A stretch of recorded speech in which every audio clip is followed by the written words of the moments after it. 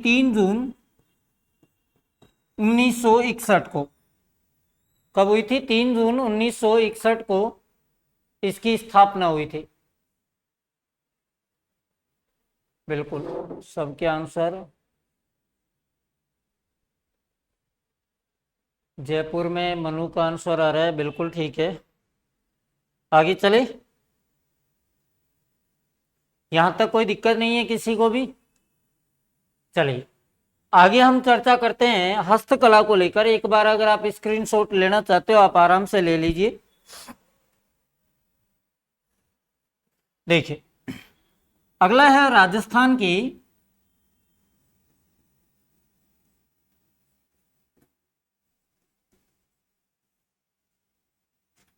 प्रथम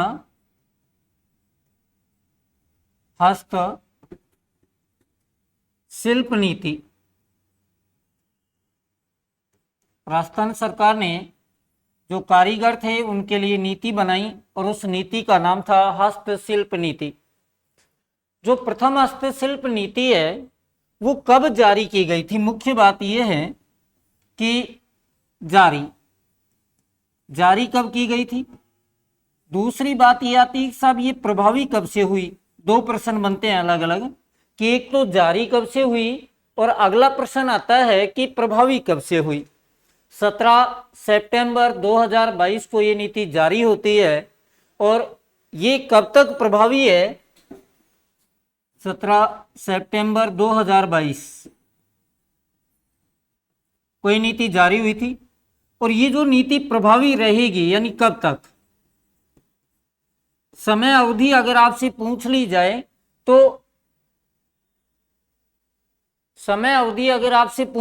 तो आपको बताना है कि 31 मार्च 2026 तक, 31 मार्च 2026 तक ये प्रभावी रहेगी। हस्तशिल्प नीति है। इस नीति के तहत जो जो निर्माण कार्य किए गए हैं वो सारे निर्माण कार्यों की यहां बात हो रही है। अच्छा है क्या इसमें? तो इसमें शिल्पकारों को सशक्त बनाया गया है। सशक्त बनाने हेतु इस नीति का निर्माण किया गया, हस्तशिल्प नीति का। आपको फिर मैं एक चीज याद दिला देता हूं कि आज 10 जुलाई 2024 को राजस्थान का बजट पेश हुआ था और अगर आप लोगों ने उस बजट को देखा है, पढ़ा है, हालांकि बजट के ऊपर चर्चाएं भी करेंगे, लेकिन उस बजट को यदि आपने देखा है या पढ़ा है तो उस बजट में राजस्थान में जो लघु उद्योग है उनको प्रभावी बनाने के लिए अलग से फंड जारी किया गया। हस्तकला से संबंधित शिल्प ग्राम राजस्थान में कौन कौन से हैं उनकी भी चर्चाएं करेंगे। देखिएगा हस्तकला से संबंधित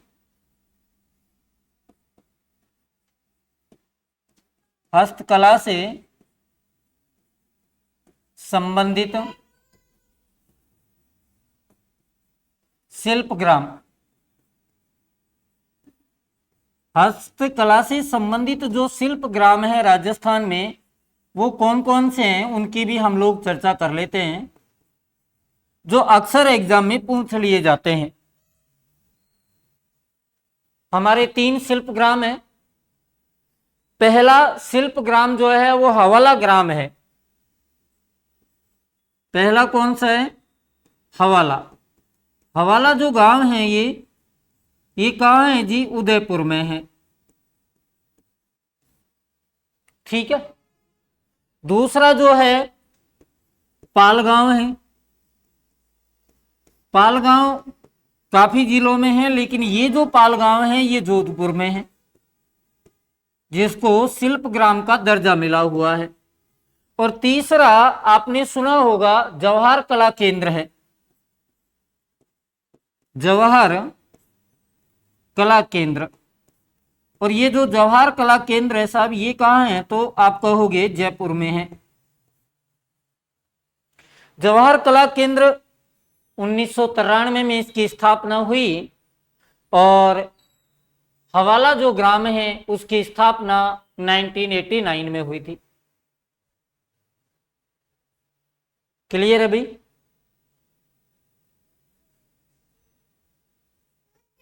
यहां तक अगर किसी को दिक्कत हो तो आप प्रश्न कर सकते हो। अभी तक हमने 3 फैक्ट पढ़े हैं, जिसमें हस्तकला के बारे में समझा है, हस्तशिल्प नीति के बारे में पढ़ा और शिल्प ग्राम के बारे में पढ़ा। अभी आगे तो हमने चर्चाएं की नहीं है, आगे हम चर्चाएं करेंगे कि एक नवीन प्रस्तावित शिल्प ग्राम और है, और वो कौन सा है। तो वो आप इधर यहां नोट डालकर लिख लीजिए, प्रस्तावित शिल्प ग्राम। प्रस्तावित जो शिल्प ग्राम है उसका नाम है मोलेला, और ये है राजसमंद में। कहाँ है भाई? मोलेला राजसमंद। ये प्रस्तावित है नया शिल्प ग्राम। तो टोटल शिल्प ग्राम यदि आपसे पूछ लिया जाए, ये राजसमंद में भी नाथ द्वारा आप कह सकते हो, वहां पर ये प्रस्तावित है। क्लियर है? कुछ वन लाइनर के फैक्ट हैं, उनकी भी हम चर्चाएं करेंगे, कि एक बार आप यहां तक नोट डाउन कीजिए, फिर आगे चर्चा करते हैं।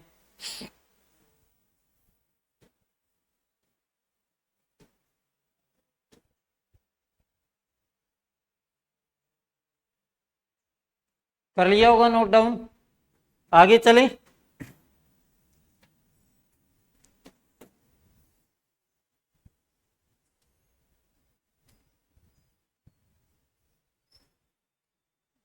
देखिए आगे, देखिए आगे कुछ वन लाइनर फैक्ट हैं जो आपको, ये जो क्लास है ना, पहली बात तो ऑल एग्जाम सबके लिए है। देखिएगा, हस्तकला का सबसे बड़ा केंद्र, मैं कुछ पॉइंट लिख रहा हूं, आप आंसर बताना। हस्तकला का सबसे बड़ा केंद्र,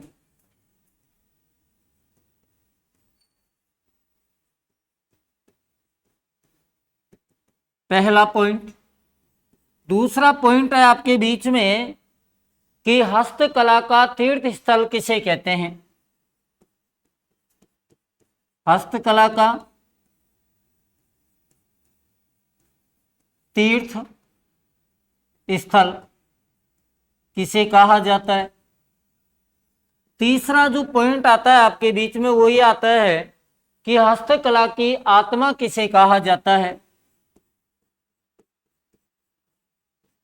हस्तकला की आत्मा किसे कहा जाता है? चौथा जो बिंदु आपके बीच में आता है, हस्तकला का डिजाइन सेंटर। हस्तकला का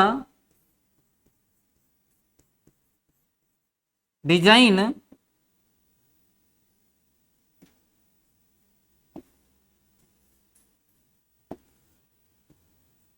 हस्तकला का डिजाइन सेंटर कहाँ स्थापित है? ये सारे वो प्रश्न हैं जो एग्जाम के दृष्टिकोण से काफी मोस्ट हैं, आपको भी बताना है। दूसरा, हस्तकला डिजाइन संग्रहालय। हस्तकला डिजाइन संग्रहालय, हस्तकला डिजाइन संग्रहालय कहाँ स्थित है? अगला जो लास्ट आता है कि शिल्प ग्राम महोत्सव कहाँ आयोजित होता है?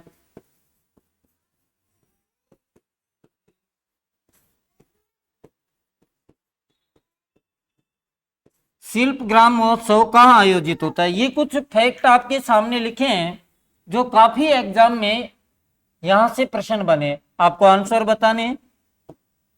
पहला कि हस्तकला का सबसे बड़ा केंद्र कौन सा है, इसलिए मैंने ग्रुप में शेयर किया। दूसरा, हाँ भाई, हस्तकला का सबसे बड़ा जो सेंटर है, हब है, वो है बोरनाडा जोधपुर। बोरनाडा जोधपुर। ठीक है। हस्तकला का तीर्थ स्थल कहा जाता है जयपुर को। किसको कहा जाता है? जयपुर को। हस्तकला की आत्मा कहा जाता है मीनाकारी को। हस्तकला का डिजाइन जो सेंटर है वो है जोधपुर में। कहाँ है जी? जोधपुर में। और हस्तकला का जो डिजाइन संग्रहालय है ये जयपुर में है। शिल्प ग्राम महोत्सव जो है ये हवाला उदयपुर में आयोजित होता है। हवाला उदयपुर में। क्लियर है?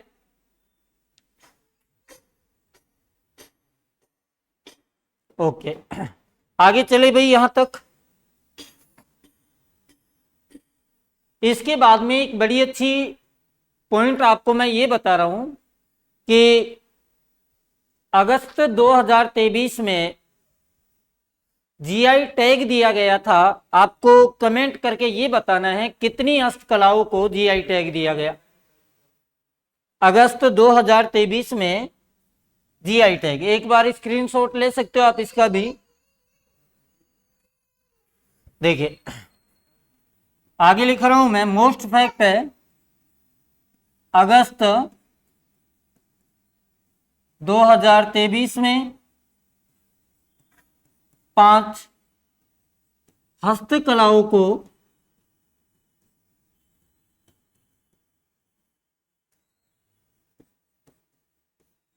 जीआई टैग दिया गया।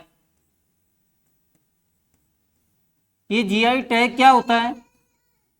ये जीआई टैग होता है साहब जियोग्राफिकल आइडेंटिफिकेशन, वहां की भौगोलिक पहचान। कितनी को दिया गया?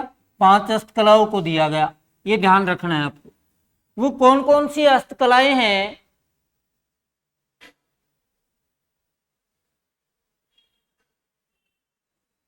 वो कौन कौन सी हस्तकलाएं हैं उनके बारे में हम देखेंगे। एक तो आपने नाम सुना होगा उस्ता कला, ये कहां की है? जिसको जीआई टैग मिला है।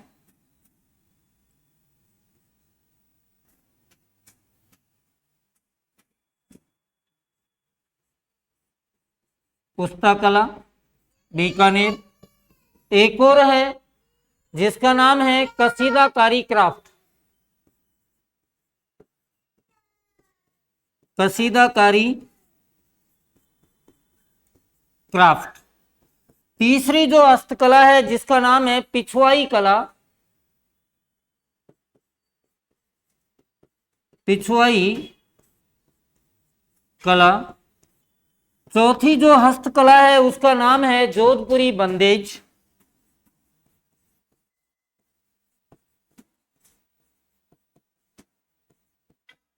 और पांचवी जो हस्तकला है उसका नाम है कोफ्तगिरी कला।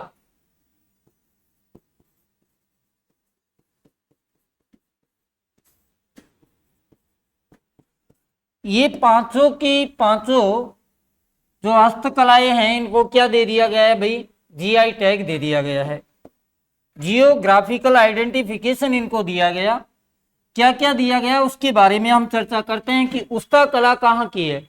उस्ता कला जो है वो बीकानेर की है।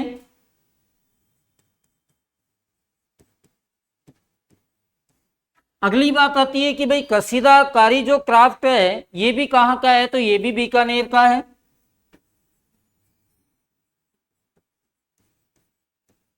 पिछवाई नाथ द्वारा राजसमंद से है।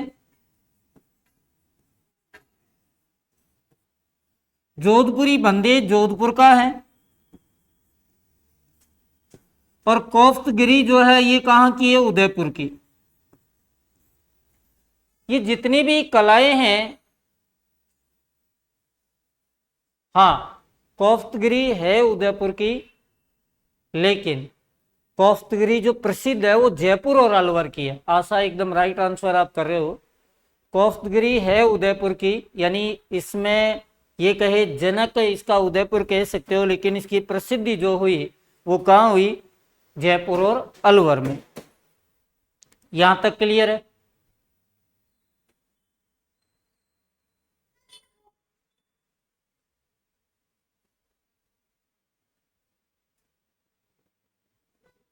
मंजू जी कौन क्या कर रहे हैं? हमको इस बात से मतलब थोड़ी है, हम हमारा काम कर रहे हैं। आप यहाँ पढ़ने आए हो तो प्लीज पढ़ाई पर ध्यान दें। इस दुनिया में एक ही चैनल थोड़ी है हमारा, ही सबके चैनल है, सब लोग पढ़ाते हैं। तो आप केवल यहाँ पढ़ाई पर ध्यान दीजिए प्लीज। जो कोई कुछ कर रहा है, आपको जो अच्छा लगे आप कीजिए। देखिए पोट्री, अगली सबसे पहली हम कला जो पढ़ेंगे, अभी तक हमने ये जो पढ़ा इसका आप स्क्रीनशॉट आराम से ले सकते हो। इसके बाद में अभी हम सबसे पहले पढ़ने वाले हैं पोट्री कला। कौन सी कला पढ़ने वाले हैं? पोट्री कला। देखिएगा,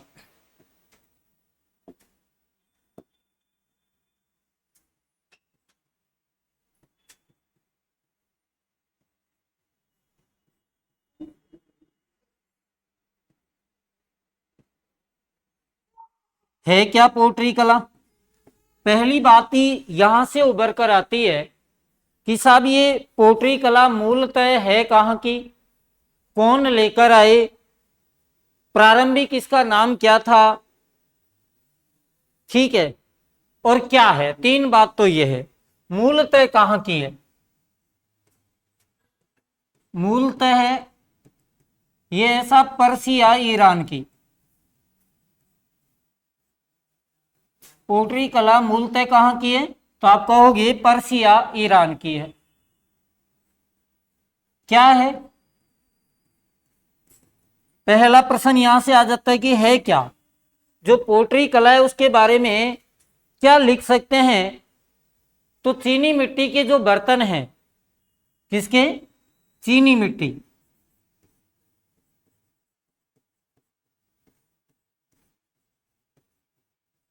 चीनी मिट्टी के बर्तन पर कलात्मक आकृतियां बनाना क्या कहलाती है? पोट्री कला कहलाती है। पोट का अर्थ होता भी बर्तन ही है। पोट का अर्थ क्या होता है? बर्तन ही होता है। नमस्ते जी। देखिए प्रारंभिक जो नाम है उसका, चीनी के बर्तनों पर कलात्मक डिजाइन बनाई जाती है, उसको पोट्री का कहा जाता है। बिल्कुल ऐसा, एकदम ठीक कह रहे हो आप। तो प्रारंभिक जो नाम है, प्रारंभिक नाम वो क्या है? प्रारंभिक नाम है कामचीनी। क्या नाम है? कामचीनी इसका प्रारंभिक नाम है। ये कुछ ऐसे बेसिक फैक्ट हैं जो आरएसएस भी बोर्ड इनमें से ज्यादा पूछता है। जैसे ये चीनी मिट्टी के बर्तन पर जो कलात्मक डिजाइन बनाई जाती है उसको पोट्री कहा जाता है। यह आरएसएस भी बोर्ड ने ऐसे प्रश्नों को बनाकर पूछने का उसका एक ट्रेंड चला हुआ है। क्लियर? बात करते हैं कि पोट्री कौन कौन सी है, किस प्रकार की है, उनके ऊपर भी हम थोड़ी सी चर्चा करेंगे पोट्री के बारे में, क्योंकि यहां से भी जो प्रश्न है वो देखने को मिल जाते हैं। देखिएगा, तो पोट्री की यदि हम बात करें,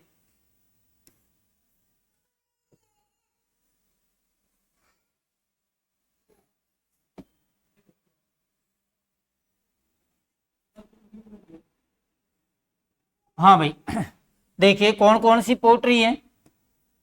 नंबर एक अगर हम बात करें तो ब्लू पोट्री। कौन सी है? Blue pottery.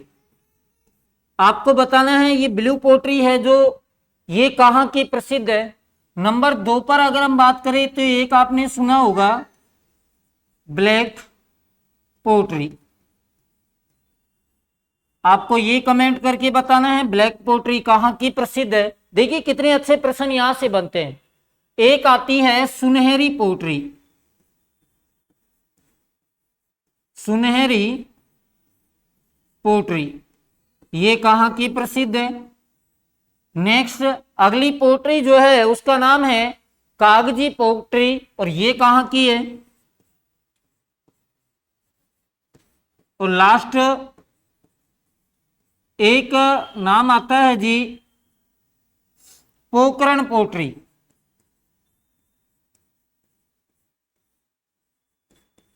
ये कहाँ की है?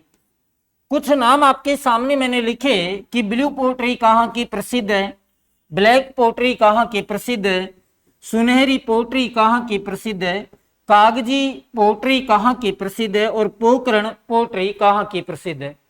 ये वो प्रश्न है वन लाइनर के जो किसी न किसी एग्जाम में कहीं न कहीं से पूछ लिए जाते हैं। Blue pottery Jaipur, black pottery Kota, कागजी अलवर, सुनहरी बीकानेर। बिल्कुल ठीक है, सही आंसर आ रहे हैं।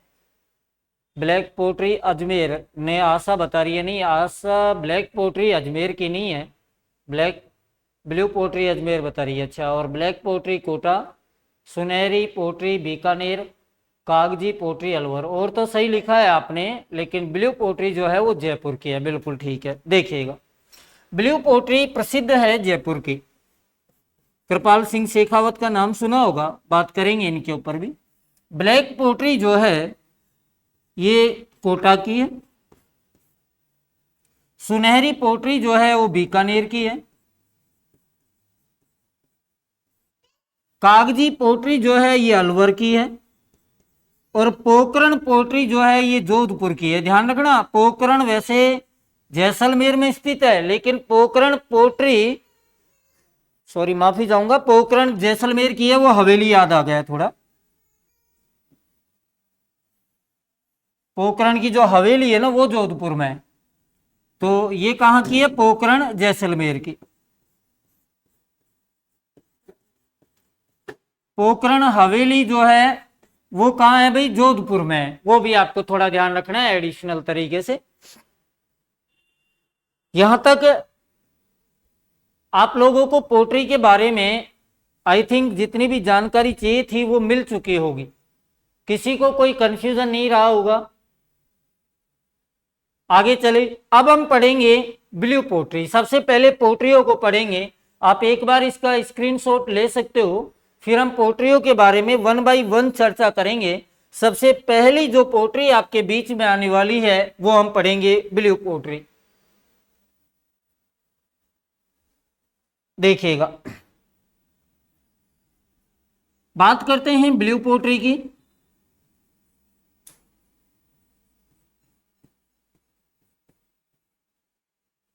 है क्या ब्लू पोट्री, पूरी चर्चा करेंगे।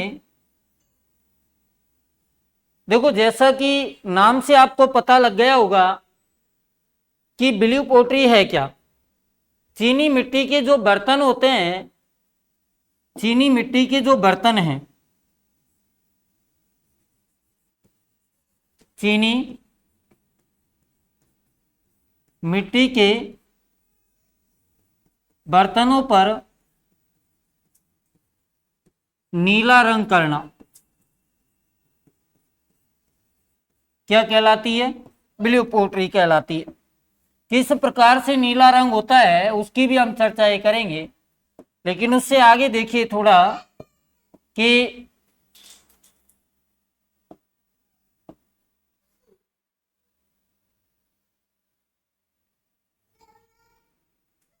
देखिएगा भाई, सबसे पहली बात यह है कि प्रसिद्ध कहां की है ब्लू पोट्री। पहला ही प्रश्न है, प्रसिद्ध कहां की है। दूसरा प्रश्न है, इसका अन्य नाम क्या है। यहां से जो मैं डेटा आपको लिख रहा हूं ना, ये सारे के सारे डेटा एग्जाम बेसिस पर ही आधारित है कि प्रसिद्ध कहां की है, अन्य नाम क्या है, कहां से इसको लाया गया, कहां से, कौन लाया, कौन लाए। ये सारे प्रश्न मोस्ट है भाई। कौन लेकर आए, कहां से आए, इसका स्वर्ण काल क्या है,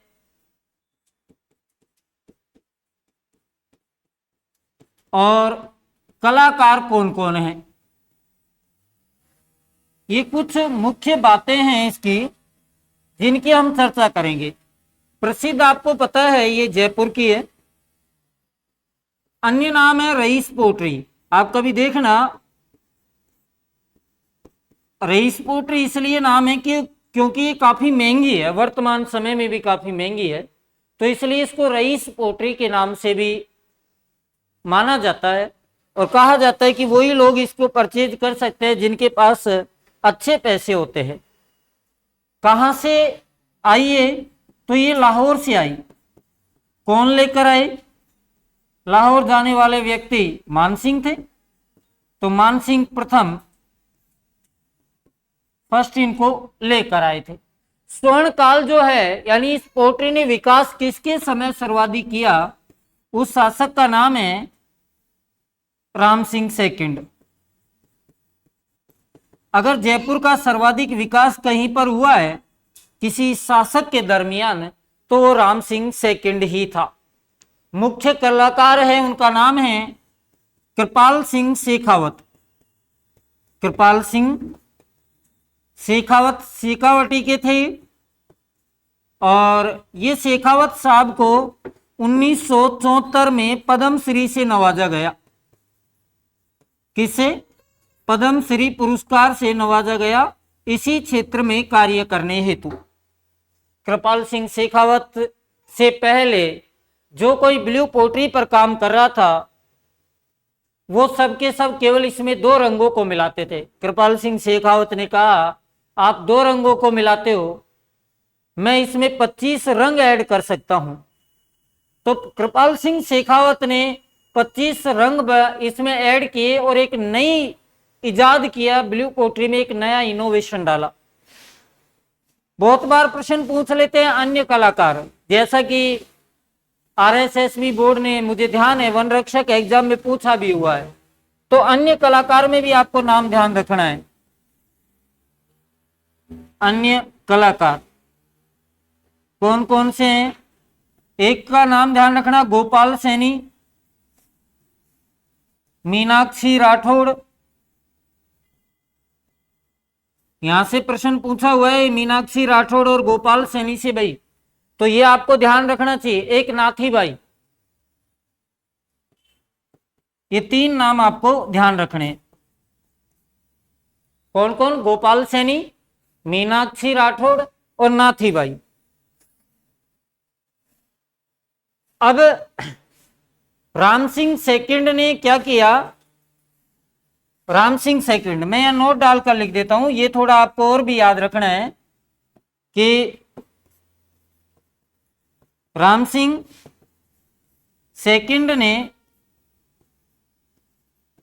2 कलाकार थे, एक का नाम था कालू और दूसरे का नाम था डालू। ओ सॉरी, कालू और चूड़ामन। कौन कौन से?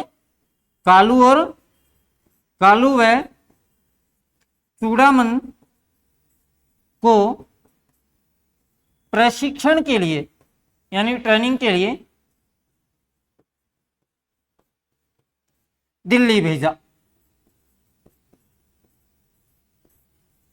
ये भी ध्यान रखना, ये एग्जाम में काफी मोस्ट बातें बताता है कि ऐसे कौन से कलाकार थे जिनको वहां के शासक ने प्रशिक्षण हेतु कहां भेजा? दिल्ली भेजा।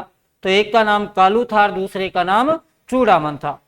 आपको ब्लू पोट्री में यहां से बाहर कोई प्रश्न न तो बनेगा और न ही बनने की संभावनाएं होती है, जो ऑब्जेक्टिव क्वेश्चन होते हैं। रिटर्न में तो आपको सारी चीजें लिखनी होती है। अगर मैं आपको फिर देखिए एक बात 2 मिनट के लिए आपसे फिर चर्चा कर लेता हूं। आपको जिन चैनल पर पढ़ाई नहीं होती ना, बकवास ज्यादा होती है, वहां आप लोग घूमने के लिए आराम से जाते हो, क्योंकि आपको लगता है कि केवल बातें होनी चाहिए। मैंने काफी बार पहले बोला है, और जहां जिस चैनल पर आपको ऑथेंटिक केवल कंटेंट की बातें होती है, फालतू बातें नहीं होती, हंसी मजाक के नहीं होती, आपको केवल पढ़ाया जाता है, केवल समझाया जाता है, वहां आप लोग बिल्कुल भी ध्यान नहीं देते कि हम क्या कर रहे हैं। यही कंटेंट आपको ऑफलाइन क्लासेज, जहां कहीं पर भी आप जाओगे, फिर 10,000 15,000 देकर आप उनको पढ़ोगे, फिर भी आपको याद आएगा नहीं यार, वहां तो हम ये सारा कंटेंट तो वहां से भी पढ़ सकते थे। तो ऐसा ना करे। जो क्लासेज है वो 5 बजे रेगुलर ही रहती है। किसी कारणवश 2-5 मिनट एक्स्ट्रा हो जाए वो अलग बात है, वरना क्लासेज रेगुलर रहेंगी और आप रेगुलर नियमित जुड़े, अपना एक नोटबुक साथ में लेकर बैठे, क्योंकि यहाँ आपको एक पूरी थियरी और वो भी नोट्स के तरीके से करवाई जा रही है। 7 बजे भूगोल की नवीनतम पैटर्न पर आधारित क्लास चल रही है। बहुत जल्दी हम आपके बीच में एमसीक्यू क्लास भी लेकर आएंगे। तो आप लोग अगर चैनल पर नए हो तो चैनल को सब्सक्राइब करें। अपने अपने व्हाट्सएप स्टेटस, फेसबुक, इंस्टाग्राम जो भी आप यूज करते हो वहाँ क्लास को पहले शेयर अवश्य करें, लोगों तक पहुँचाएं, क्योंकि लोगों तक पहुँचने में ही जैसे ही लोगों तक पहुँचेंगे तभी तो अपनी क्लास आगे तक लोगों तक पहुँच पाएगी। हम चाहते हैं अधिक से अधिक लोग जुड़े, और जुड़ने के पीछे कारण मैंने आपको कल भी बता दिया। तो सभी को नमस्कार, जय हिंद, जय भारत। मिलते हैं फिर एक नए सेशन में, तब तक के लिए नमस्कार।